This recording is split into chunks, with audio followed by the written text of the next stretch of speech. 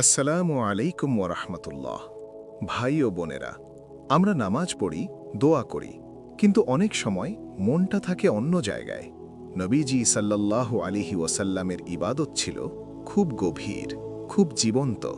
আজকের ভিডিওতে এমন 10টি সুন্নত বলবো যেগুলো মানলে ইবাদত শুধু অভ্যাস নয়, হয়ে উঠবে হৃদয়ের সংযোগ ইনশাআল্লাহ।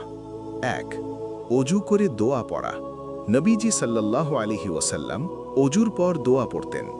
অজুর পর দোয়া পড়লে গুনাহ ঝরে যায়। ২. নামাজের আগে মন স্থির করা। নবীজি সাল্লাল্লাহু আলাইহি ওয়াসাল্লাম নামাজে পুরো মন দিতেন। নামাজের আগে এক মুহূর্ত থামলে খুশু আসে। ৩. ফজরের আগে ও পরে সুন্নত নামাজ। নবীজি সাল্লাল্লাহু আলাইহি ওয়াসাল্লাম নিয়মিত সুন্নত আদায় করতেন। সুন্নত নামাজ ধরে রাখলে ফজরের ঘাটতি পূরণ হয়। ৪. সিজদায় বেশি সময় দেওয়া। নবীজি সাল্লাল্লাহু আলাইহি ওয়াসাল্লাম সিজদায় দোয়া করতেন। সিজদায় মন খুলে দোয়া করলে আল্লাহ খুব কাছাকাছি থাকেন। ৫. নামাজের শেষে জিকির করা। নবীজি সাল্লাল্লাহু আলাইহি ওয়াসাল্লাম নামাজের পর জিকির করতেন।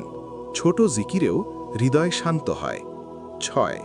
কিবলার দিকে মুখ করে দোয়া করা। নবীজি সাল্লাল্লাহু আলাইহি ওয়াসাল্লাম কিবলার দিকে মুখ করে দোয়া করতেন। দোয়ার সময় মনোযোগ বাড়ে। ৭. হাত তুলে দোয়া করা। নবীজি সাল্লাল্লাহু আলাইহি ওয়াসাল্লাম হাত তুলে দোয়া করতেন। হাত উঠলে হৃদয়ও আল্লাহর দিকে ওঠে। ৮. তাহাজ্জুদের চেষ্টা করা। নবীজি সাল্লাল্লাহু আলাইহি ওয়াসাল্লাম তাহাজ্জুদ ছাড়তেন না। গভীর রাতে 2 রাকাত জীবন বদলে দিতে পারে।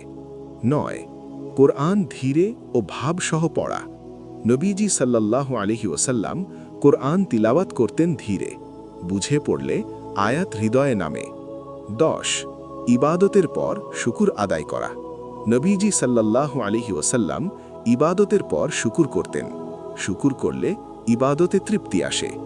ভাই ও বোনেরা, ইবাদত তখনই সুন্দর হয় যখন তা হয় নবীজি সাল্লাল্লাহু আলাইহি ওয়াসাল্লামের পদ্ধতিতে। আরও এমন সুন্নত আসবে যেগুলো আপনার দৈনন্দিন আমল আরও সহজ করবে ইনশাআল্লাহ।